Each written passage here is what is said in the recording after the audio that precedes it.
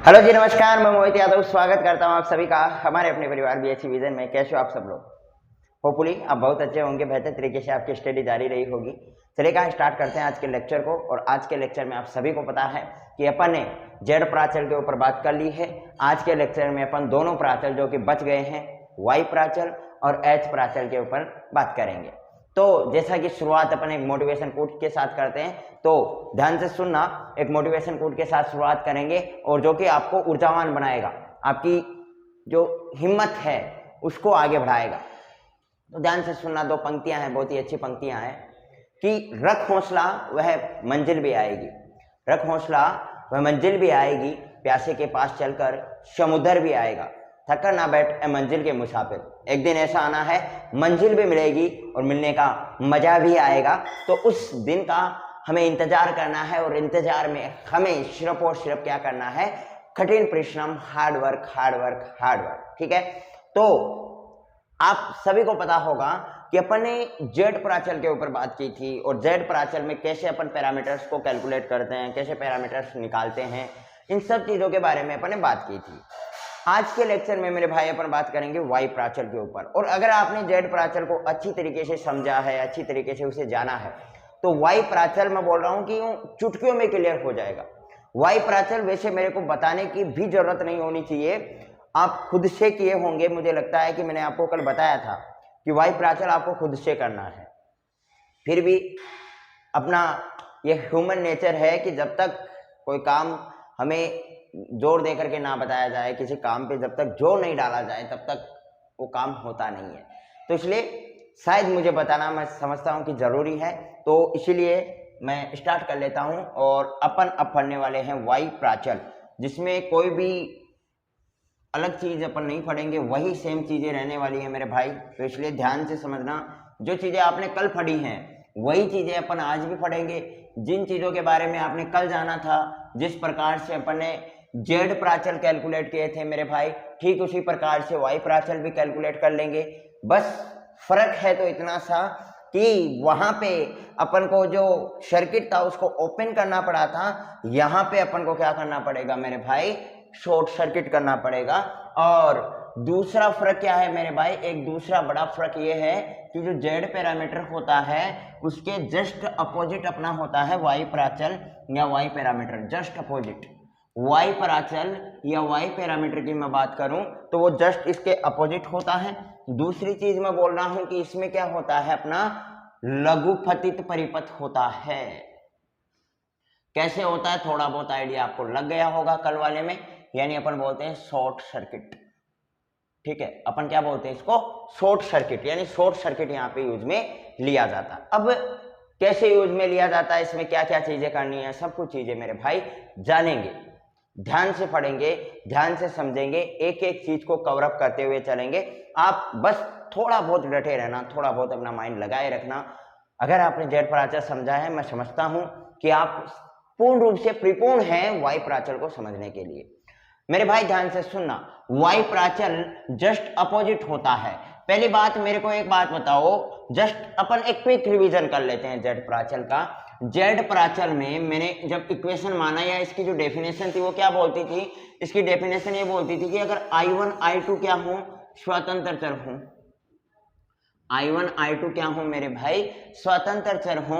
तो V1 और जो V2 होंगे वो क्या होंगे? आश्रित चर होंगे। और फिर इसके अनुसार अपन ने फंक्शन बनाया था। अब मैं बोल रहा हूं कि आपका जो वाई प्राचल है वो जेड के क्या है? जस्ट अपोजिट है। जेड के क्या है? Just opposite. मतलब ये एक बात बोलेगा कि अगर I1 I2 क्या हो? आश्रित चर हो। जस्ट अपोजिट का मतलब I1 I2 क्या हो जाएंगे? आश्रित चर हो जाएंगे। और V1 V2 क्या हो जाएंगे? अपने स्वतंत्र चर हो जाएंगे। अगर आपने बीता लेक्चर नहीं देखा ना भाई, अगर इससे पहले वाला लेक्चर, मुझे लगता है कि लेक्चर नंबर 12 है, ठीक है, अगर लेक्चर नंबर 12 आपने नहीं देखा तो प्लीज लेक्चर नंबर 13 पे मत पढ़ना, क्योंकि मैंने वहां सब कुछ बेसिक चीजें आपको बताई हैं।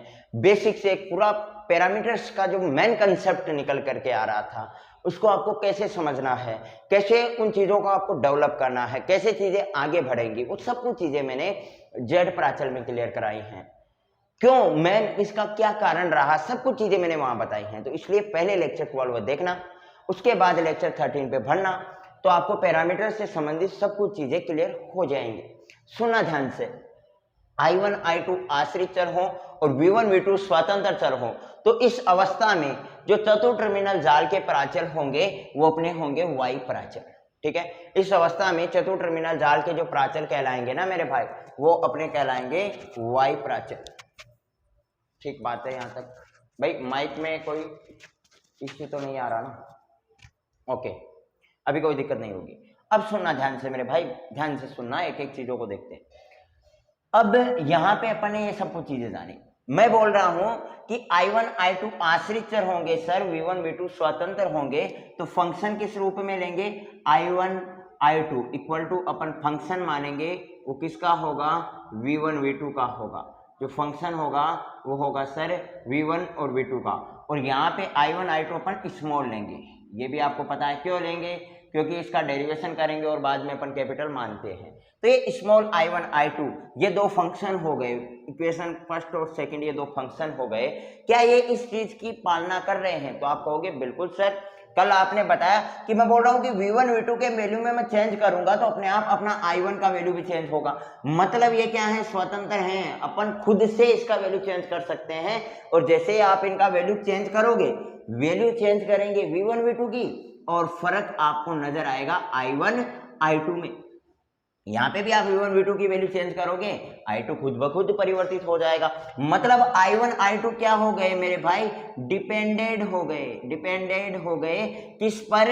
V1 V2 पे। और यही तो बात मैं बोल रहा हूँ कि I1 I2 क्या होंगे? डिपेंडेंट होंगे, डिपेंडेंट वेरिएबल होंगे। किस पे डिपेंड करेंगे? V1 V2 पे डिपेंड करेंगे। किस पे डिपेंड करेंगे मेरे भाई? V1 V2 पे डिपेंड करेंगे। बात समझ में आई? ठीक है, अब अपन देखते हैं, आगे बढ़ते हैं। और एक बार मैं इसकी डेफिनेशन लिख देता हूं, और डेफिनेशन मेरे साथ साथ आप भी लिखोगे, और फिर अपन समझते हैं क्या चीजें ये बोलना चाह रहा है, ये लघुपतित क्या है, और लघुपतित का वास्तविकता में मेन मतलब जो कि मैंने आपको बता रखा है। अब अपन को समझना है तो एक चीज, और वो ये है कि लघुपतित परिपथ तो आपको समझ में आ गया, शॉर्ट सर्किट कैसे होता है वो तो आपको समझ में आ गया। लेकिन सर वाई प्राचल में अपन लघुपतित परिपथ लेते हैं, जबकि अपन जेड प्राचल में क्या लेते हैं? जेड प्राचल में अपन ओपन सर्किट लेते हैं, खुला परिपथ लेते हैं। ऐसा क्यों है? तो इसके बारे में भी आपको पता चलने वाला है। सुनना ध्यान से, मैं क्या कह रहा हूं कि यदि V1 V2 आश्रित चर हो, स्वतंत्र चर हो, यदि V1 V2 स्वतंत्र चर हो, तो I1 I2, ये I1 I2 में ये स्मॉल ले रहा हूं, I1 I2 आश्रित चर होंगे। और आप करंट लेना चाहें तो भाई कैपिटल ले लो, कोई दिक्कत वाली बात नहीं है। I1 I2 आश्रित चर होंगे, तो इस अवस्था में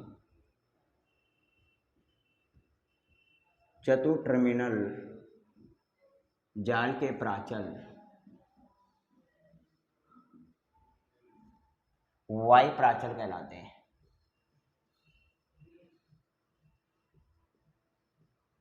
चतुर टर्मिनल जाल तो आप सब समझते हो ना, ये मैं यहाँ पे बना भी दे रहा हूँ और आप भी बना लेना।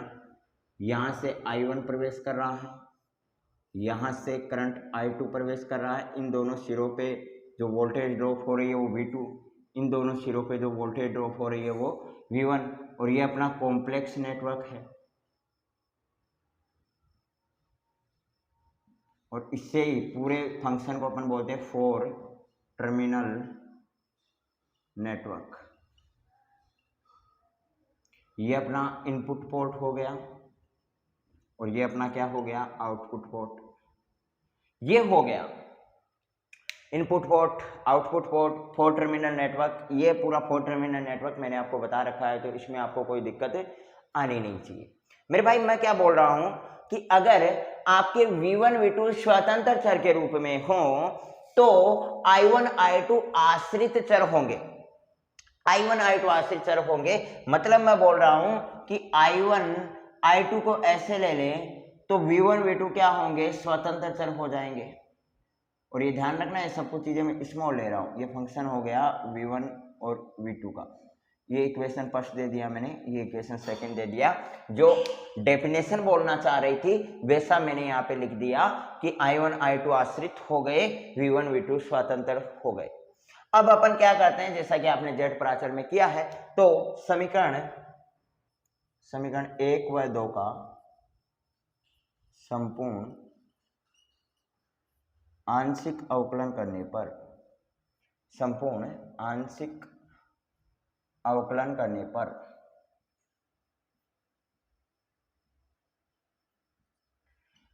समीकरण 1 का आप आंशिक अवकलन करोगे, मैं इसको थोड़ा हटा देता हूं, यहां पे कर लेते हैं अपन, सुनना ध्यान से। समीकरण 1 का मैं आंशिक अवकलन करूंगा तो क्या आएगा, di1 इक्वल टू i1 के सापेक्ष v1 का करेंगे तो डेल i1 अपॉन में डेल v1, और v1 का कंप्लीट हो जाएगा dv1 प्लस में डेल i2 अपॉन में डेल v1, v2 के सापेक्ष करेंगे तो डेल v2 अपॉन में डेल i1, भाई i1 के सापेक्ष तो डेल i1 अपॉन में डेल v2 है ना, ठीक है, और ये कंप्लीट हो जाएगा dv2।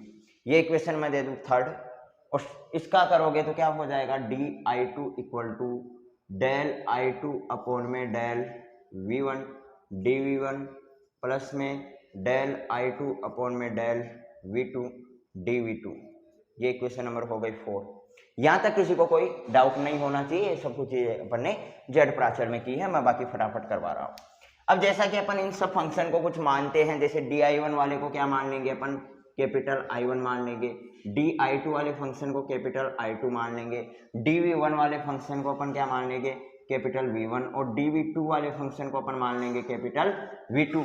और इसी के साथ साथ जो डेल i1 अपॉन में डेल v1 और डेल i1 अपॉन में डेल v2, इनको भी तो मानोगे ना भाई, और किसको मानोगे, डेल i2 अपॉन में डेल v1 और डेल i2 अपॉन में डेल v2, इसको क्या मानोगे। अब वही सेम मैं मेथड बता रहा हूं कि वोल्टता अपॉन में धारा क्या होती है, वोल्टेज अपॉन में करंट क्या होती है, तो आप कहोगे सर इम्पीडेंस होती है। इम्पीडेंस का जस्ट विपरीत एडमिटेंस होता है, यानी आई अपॉन में वी क्या होगा, वाई होगा। क्या यहाँ पे आपको आई अपॉन में वी नजर यही मारनी है, नजर मारो तो भयंकर तरीके से ऐसे मार लो, देखते पता चल जाए कि एडमिटेंस है कि इम्पीडेंस है। आई अपॉन में वी आपने देखा तो पता चला, बोले सर वाई है, यहाँ पे भी आई अपॉन में वी है, मतलब एडमिटेंस बन रहा है, यहाँ पे भी आई अपॉन में वी है और यहाँ पे भी आई अपॉन में वी है। फिर मैंने बताया कि ऊपर यानी आउटपुट और फिर अपन लिखते हैं इनपुट, यानी जो ऊपर है वो अपना क्या है, अब इनपुट है कि आउटपुट है, जो भी होगा, पहले अपन ऊपर वाले को लिखेंगे उसके बाद नीचे वाले को, यानी पहले अंश को लिखेंगे फिर हर को। अंश में क्या है, इनपुट है, हर में भी क्या है, इनपुट है, तो ये इनपुट इनपुट हो गया, यहाँ पे ये इनपुट आउटपुट हो गया, ये आउटपुट इनपुट हो गया और ये आउटपुट आउटपुट हो गया। तो ये सब चीजें अपन ने क्या कर ली मेरे भाई, मान ली। ये सब कुछ चीजें अपन ने क्या कर ली, मान ली।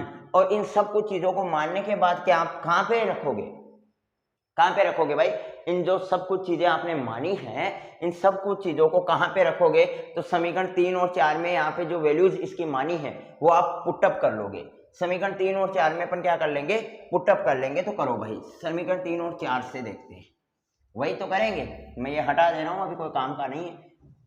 और होपफुली आपने डायरेक्ट सोल्व कर रहे होगे, मेरे साथ साथ सोल्व करना इसको, तो ये तो अपन ने पूरा का पूरा पढ़ रखा है, तो इसमें तो कोई दिक्कत आएगी भी नहीं। तो अब देख रहे हैं समीकरण 3 व 4 से, समीकरण 3 व 4 से di1 को क्या माना मेरे भाई, कैपिटल I1 इक्वल टू, ये क्या हो गया, y11 v1 प्लस में y12, जो जो माना है वो मैं रख रहा हूं v2, और इसे इक्वेशन दे दिया मैंने 5। और ये देखो di2 क्या हो गया, i2 हो गया y21 v1 प्लस में y22 v2, यही होगा, और इसको मैं इक्वेशन 6 नेम दे देता हूं।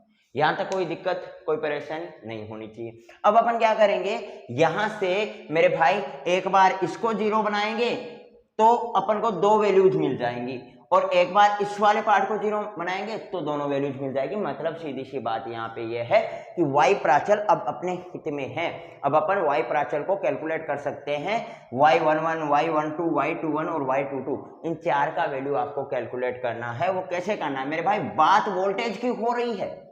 बीते लेक्चर में जब अब आपने जेड प्राचल पढ़ा, जब मैंने आपको जेड प्राचल पढ़ाया तो उसमें मैंने बताया था कि ओपन नेटवर्क कर दो, ओपन सर्किट कर दोगे तो यहाँ पे I1 I2 का वैल्यू 0 हो रहा था। लेकिन मैं क्या बोल रहा हूं मेरे भाई, आपने सर्किट ओपन किया तो करंट यहाँ पे नहीं आ रही है, करंट नहीं आ रही है, लेकिन बात वोल्टेज की है।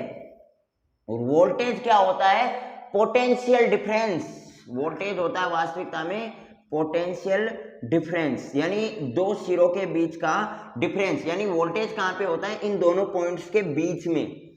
मतलब अगर आप ओपन कर देते हो तो भी यहाँ पे वोल्टेज होगा, वोल्टेज होगा। कितना क्या आता है वो डिपेंड करेगा दोनों पॉइंट्स पे कितना क्या पोटेंशियल है, तो इन दोनों के बीच में होता है वोल्टेज। तो अगर आप ओपन कर रहे हो तो वोल्टेज पे कोई फर्क नहीं पड़ने वाला, वोल्टेज तो रहेगा।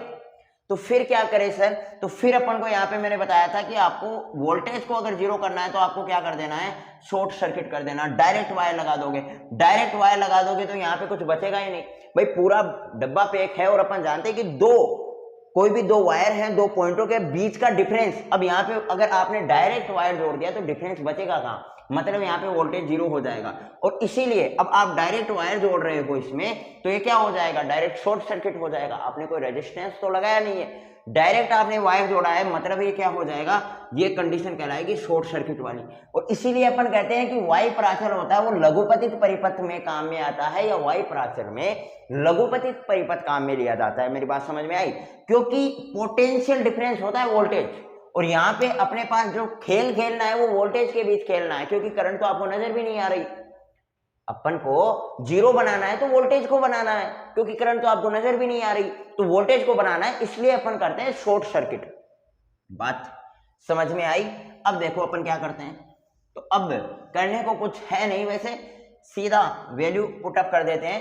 तो यदि एक बार अपन V2 को 0 मान ली, यदि V2 इक्वल टू 0, यानी अर्थात अपन क्या बोल सकते हैं, अर्थात output terminal are short circuit,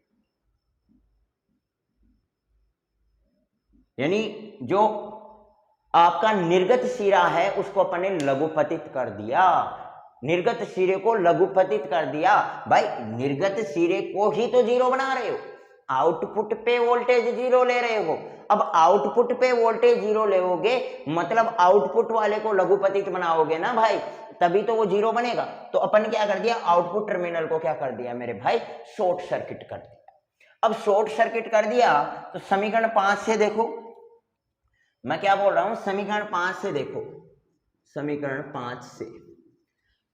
5 से देखोगे ये 0 बन गया, तो I1 equal to Y11 V1, तो Y11 क्या आ गया मेरे भाई, I1 अपॉन में V1 आ गया। और अगर आप इसी चीज को समीकरण 6 से देखोगे, V2 तो यहाँ पे 0 बन गया मेरे भाई, तो I2 क्या आ जाएगा, Y21 V1 आ जाएगा। मतलब Y21 का वैल्यू कितना आया, I2 अपॉन में V1 आ गया। अब यहां से अपन को कंप्लीट रूप से पता चलेगा कि वास्तविकता में वाई प्राचल है कहां पे, या वास्तविकता में वाई प्राचल क्या होंगे। बस पूरा खेल आपने खेल लिया है, मतलब अब लास्ट आ चुका है, लास्ट में आपको ये वैल्यू कैलकुलेट करना है। और इसमें जो मेन कंसेप्ट था वो आपका ये शॉर्ट सर्किट वाला था, जो आपने समझ लिया है। अब तो आप खुद कर सकते हो इस चीज को, क्योंकि मैं बोल रहा हूं कि अब देखो दूसरी चीज यहाँ पे आपको देखना है, धारापोल में वोल्टता दी गई है या वोल्टापोल में धारा, क्योंकि वोल्टापोल में धारा मैंने बताया आपको इंपीडेंस, और धारापोल में वोल्टा एडमिटेंस। यहाँ पे आप देखोगे तो धारा अपोन में वोल्टा मतलब क्या होगा मेरे भाई, एडमिटेंस। भाई धारा अपोन में वोल्टा दी गई है ना, तो एडमिटेंस होगा। यहाँ पे भी आप देखोगे तो धारा अपोन में वोल्टा मतलब दिया गया है एडमिटेंस का। अब आउटपुट होगा, इनपुट होगा, रिवर्स बाइस में होगा, फॉरवर्ड बाइस में होगा। तो ये सारा कंसेप्ट आपने लेक्चर 12 में पढ़ रखा है, बीते लेक्चर में सारा कंसेप्ट अपन ने बता रखा है, तो इसके बारे में मैं ज्यादा परिचर्चा नहीं करूंगा। देखो इनपुट अपॉन में इनपुट दिया गया है तो इनपुट होगा, आउटपुट अपॉन में इनपुट, आउटपुट अपॉन में इनपुट मतलब फॉरवर्ड बाइस में होगा, और इनपुट अपॉन में आउटपुट होगा तो रिवर्स बाइस में होगा, और आउटपुट अपॉन में आउटपुट होगा तो ये आउटपुट होगा, ये आपको पता होगा। ठीक है, अब ये तो अपने जब V2 को जीरो किया तब अपन को पता चला। अब यदि मान के चलो, यदि यदि अब मैं क्या कर लेता हूं, एक ही कंसेप्ट V1 को जीरो कर लेता हूं, अर्थात क्या हुआ, अर्थात input terminal are short circuit. मतलब आपने V1 को जीरो किया तो अब की बार अपने कहां पे वायर डायरेक्ट जोड़ा, मतलब अब की बार अपने इनपुट टर्मिनल पे डायरेक्ट वायर जोड़ दिया, और वो क्या हो गया, शॉर्ट सर्किट हो गया, भड़ाका उठ गया, RIP वाली स्टोरी वाला सिस्टम हो गया। पता चला आपको?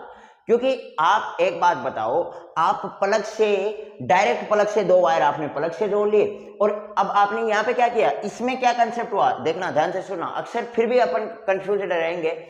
एक कंसेप्ट और समझाता हूं मैं, एक चीज समझाता हूं, एक एग्जांपल देखना, कंफ्यूज होने का कोई भी दिक्कत नहीं है। सर आउटपुट जीरो ले रहे हैं, मतलब सोर्स कहां पे लगा हुआ है, इनपुट में। भाई आप आउटपुट में डायरेक्ट वायर जोड़ रहे हो, मतलब पहले आउटपुट में कोई ना कोई लोड था, भाई पहले आउटपुट में कुछ ना कुछ लोड लगा होगा, फैन लगा होगा, मान के चलो इनपुट में मैंने बैटरी लगा रखी है, इनपुट में मैंने बैटरी लगा रखी है, इनपुट में करंट जा रहा है, और वो कहां तक पहुंचेगा, तो आप सबको पता है, बोले लोड तक ही पहुंचेगा, करंट आपने भेजा है तो लोड तक आपका करंट पहुंचेगा।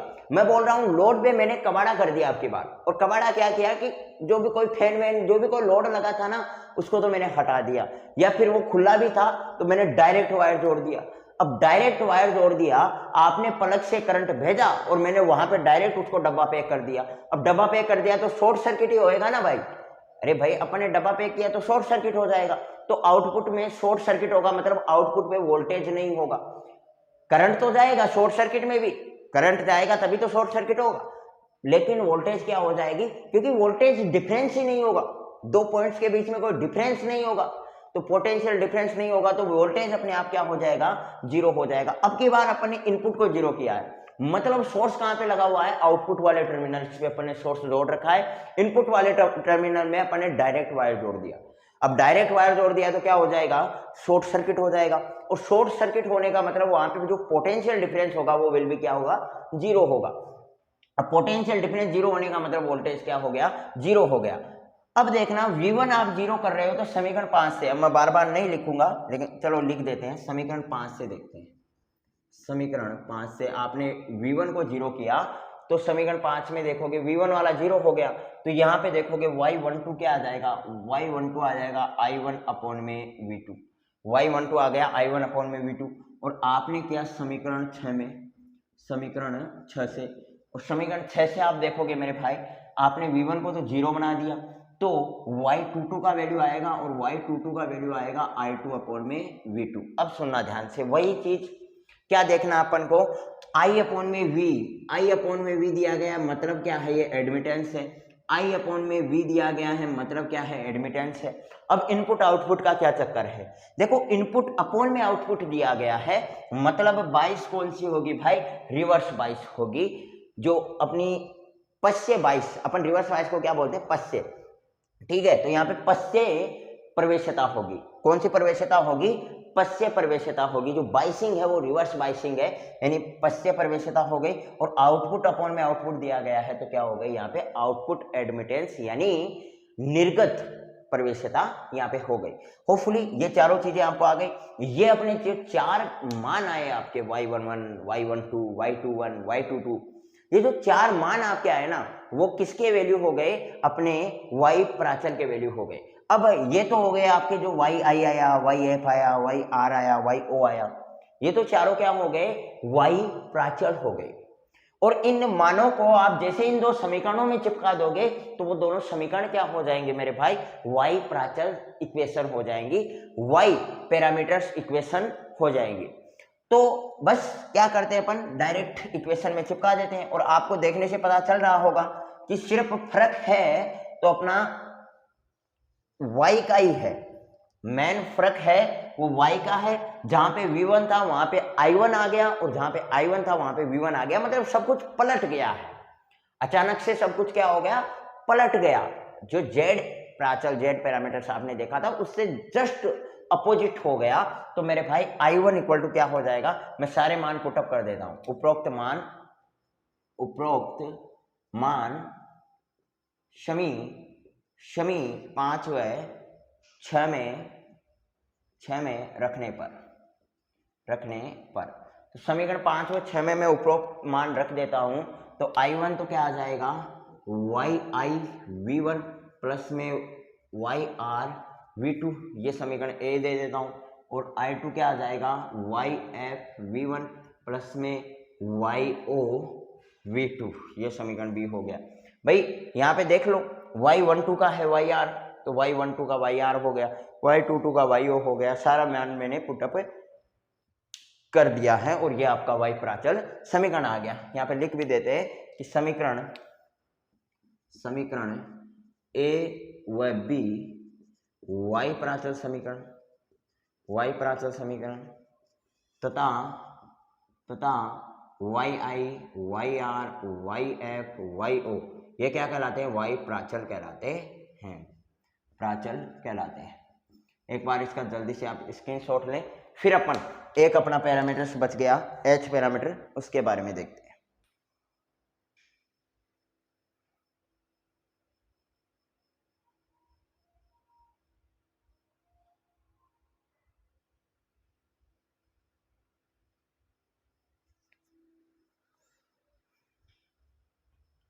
ठीक है, तो एक बार देखना इनको।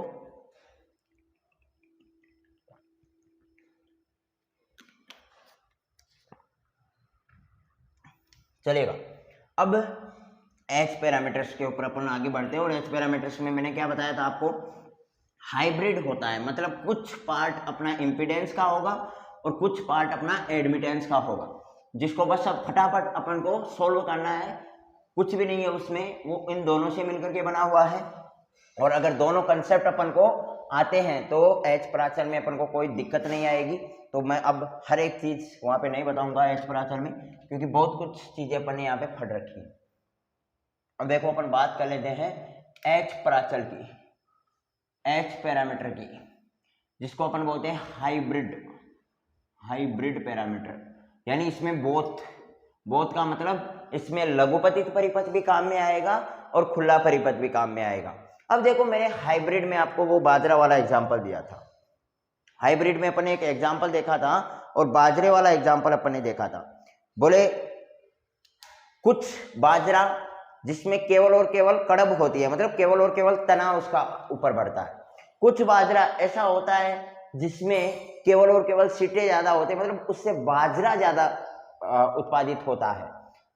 अगर उन दोनों को मिक्स कर दे अपन, यानी एक ऐसा बाजरा जिसमें केवल और केवल सीटे आ रहे हैं, कड़ब कम है, और एक ऐसा बाजरा जिसमें केवल और केवल कड़ब आ रही है, सीटे नहीं है, इन दोनों को मिक्स कर दिया आपने कि बोले जिसकी कड़ब ज्यादा है एक तो उसको ले लिया, और जिसमें एक सीटा ज्यादा आ रहा है तो अपन को क्या होगा, मतलब पैदावार ज्यादा होगी। दूसरी चीज, दोनों क्या हो गए, मिक्स हो गए, तो दोनों को मिला दिया अपन ने, तो उसको नाम दे देते हैं अपन हाइब्रिड। और अपन अक्सर सुनते हैं शंकर बाजरा, तो उसमें होता भी कुछ ऐसा ही है। ठीक इसी प्रकार से अपने इलेक्ट्रॉनिक्स के पैरामीटर्स को भी ऐसा ही बनाया जाता है। बोले जेड पैरामीटर्स का कुछ हिस्सा ले लिया और कुछ हिस्सा अपन ने वाई पैरामीटर का ले लिया, दोनों को मिक्सअप कर दिया, तो जो पैरामीटर्स बन करके आए, जो पैरामीटर्स निकल करके आए, वो जो डिवाइस अपने पास बनी वो एच पैरामीटर वाली डिवाइस बन जाएगी।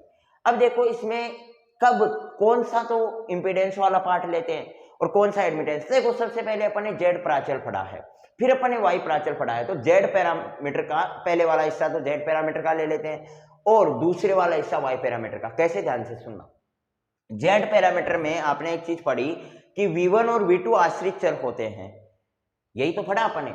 जेड पैरामीटर में V1 और V2 तो क्या होते हैं, जेड की बात कर रहा हूं, आश्रित, ठीक है। और Y पैरामीटर में I1 और I2 क्या होते हैं,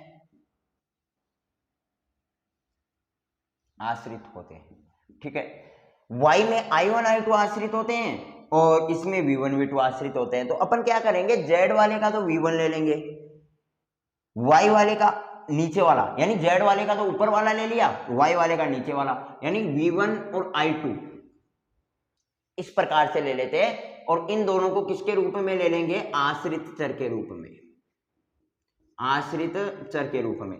जो दोनों, इन दोनों के अलावा चार ही तो चीजें अपने पास हैं, i1, i2, v1 और v2, चार ही चीजें है ना। ये दो आपने ले लिए, बच गए क्या मेरे भाई? i1 और v2 बच गया, तो ये दोनों क्या हो जाएंगे? स्वतंत्र चर हो जाएंगे, स्वतंत्र चर हो जाएंगे। मेरे भाई मैंने क्या बोला? कुछ नहीं बोला, मैंने बोला आपको जेड पैरामीटर्स की डेफिनेशन देखो तो आप कहोगे सर v1 और v2 को आश्रित चर के रूप में लेते हैं, डिपेंडेंट वेरिएबल होता है वो v1 और v2 होता है अपने जेड पैरामीटर में। ठीक इसी प्रकार से जस्ट अपोजिट इसका वाई प्राचल होता है, जस्ट अपोजिट क्या होता है? वाई प्राचल होता है। मतलब इसमें i1 i2 क्या होते हैं? आश्रित चर के रूप में होते हैं। अब अपन चूंकि पहले z पढ़ा था तो z वाले का तो पहले वाला पार्ट अपन ने ले लिया हाइब्रिड, हाइब्रिड बना रहे हैं ना इसको। अब अपन क्या बनाना चाह रहे हैं? इन दोनों पैरामीटर्स को मिक्स करना है, इन दोनों पैरामीटर्स को मिक्स करके अपन को एक अलग पैरामीटर बनाना है और उसका नाम अपन ने दे दिया हाइब्रिड पैरामीटर h प्राचल। अब अपन क्या करेंगे? z वाले का तो इनपुट वाला ले लेंगे, z प्राचल है इसका तो इनपुट वाला टर्मिनल ले लिया, और किसके रूप में? आश्रित चर के रूप में ही तो बात कर रहे हैं। ये दोनों आश्रित हैं, ये दोनों आश्रित हैं, तो अब h में आश्रित कौन सा ले? तो z वाले का तो इनपुट अपन ने आश्रित के रूप में ले लिया और y वाले का आउटपुट अपन ने आश्रित के रूप में ले लिया, जो भी था वो ले लिया। जो दोनों आश्रित आ गए, क्योंकि अपने पास प्रोडक्ट कितने? चार, दो आ गए, बच गए दो, किसमें हो गए? स्वतंत्र चर के रूप में हो गए।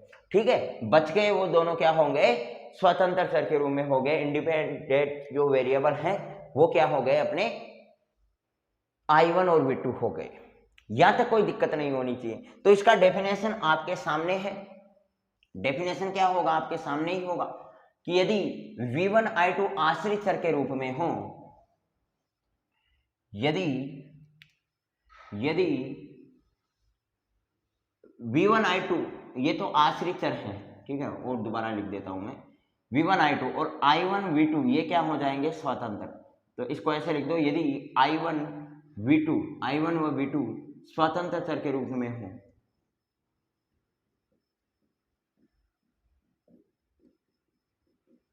तो v1 व i2 आश्रित चर होंगे,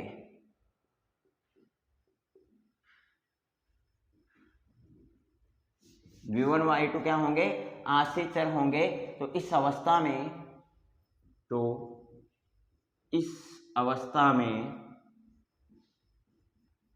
चतुर टर्मिनल जाल के प्राचल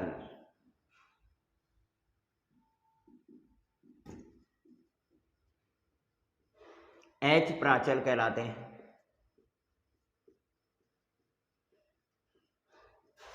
इस अवस्था में जो आपके चतुर टर्मिनल जाल के जो प्राचल होंगे वो h पैरामीटर, h प्राचल कहलाएंगे। अब देखो जैसे जैसे ये बोलता जा रहा है वैसे वैसे आप इक्वेशन बना लीजिएगा, कोई दिक्कत नहीं है। i1 v2 सर स्वतंत्र चर के रूप में हो, मतलब फंक्शन में आएंगे i1 v2, और v1 i2 आश्रित चर होंगे, तो यानी v1 i2, ये लो v1 i2, इसमें भी आपको अगर ये लो मैं यहाँ पे छोटा लिख देता हूँ, कंफ्यूजन नहीं होगा, ये लो, ठीक है, यानी ये छोटे वाले ले रहे हैं। तो v1 और i2 ये तो हो गए आश्रित चर, तो स्वतंत्र चर क्या होंगे मेरे भाई? i1 और v2 ये हो गए स्वतंत्र चर, यानी ये फंक्शन हो गया i1 और v2 का। ये इक्वेशन फर्स्ट हो गई, ये इक्वेशन सेकंड हो गई। जैसे जैसे इसने बताया वैसे वैसे अपन ने सोल्व किया। अब अपन क्या कर देंगे? समीकरण 1 व 2 का संपूर्ण आंशिक अवकलन करने पर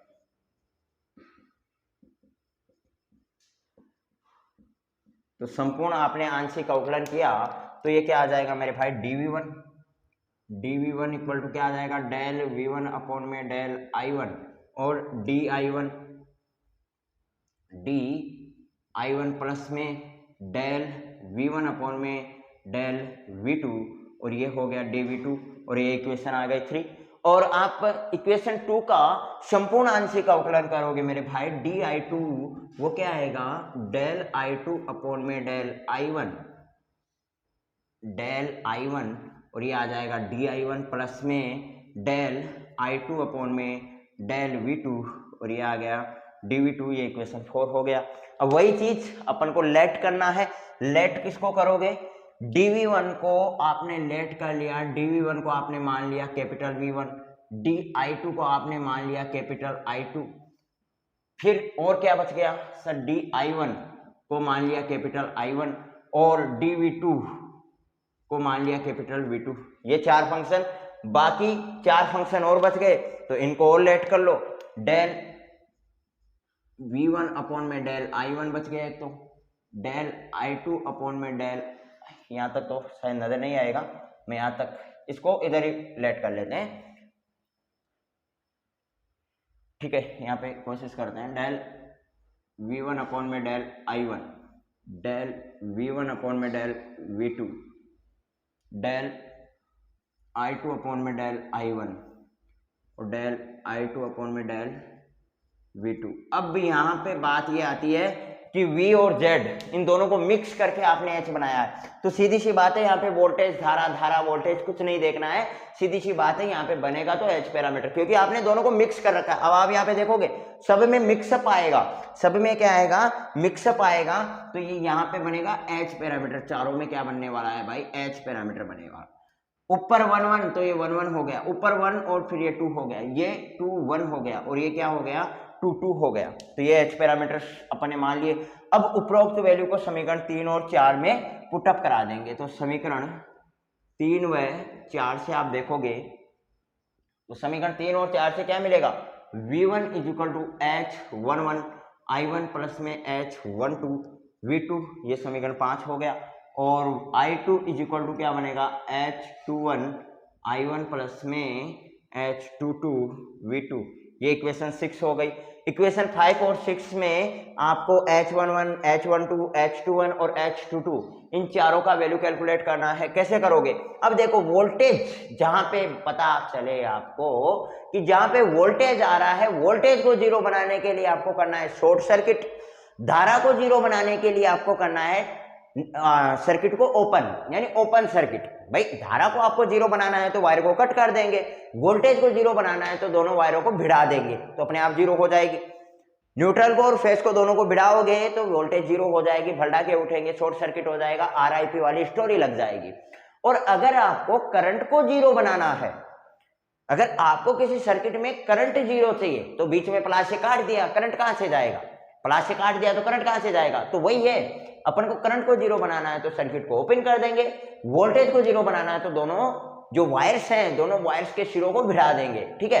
अब वही काम कर लेते हैं अपन, वैसे काम अच्छा नहीं है लेकिन H पैरामीटर्स बनाने के लिए अपन को ये करना पड़ेगा।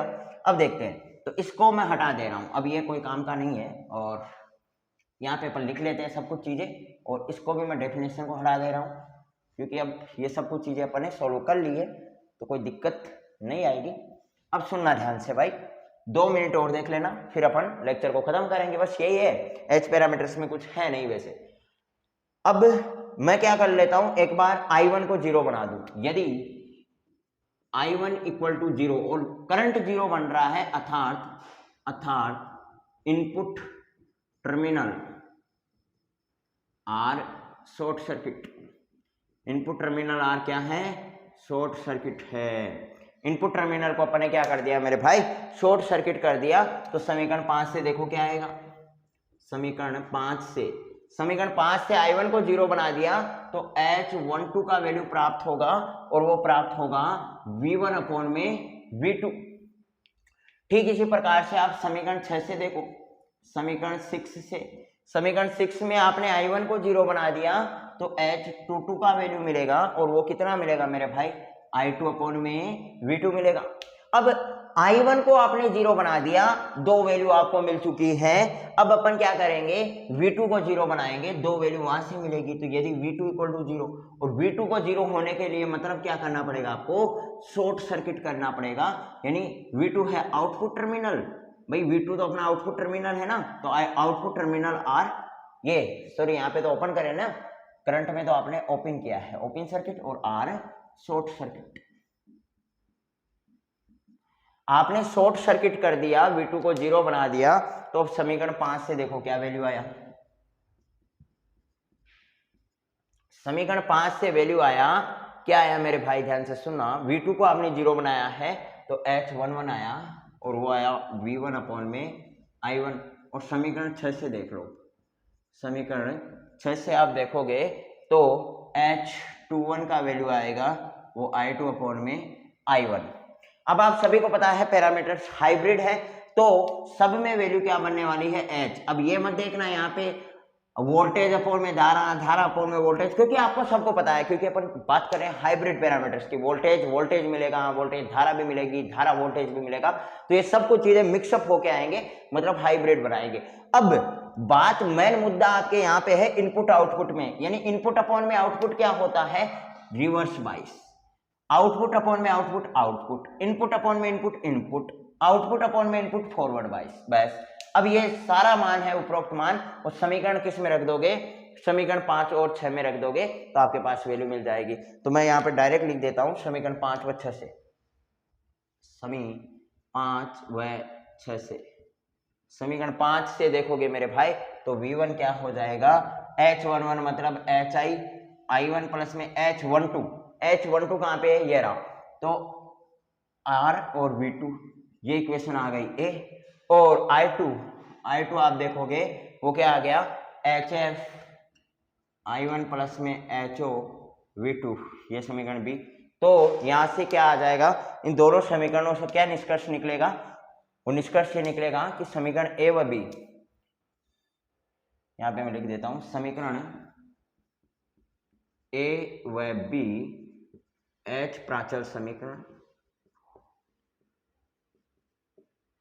तथा HI HR HF और HO H प्राचल कहलाते हैं।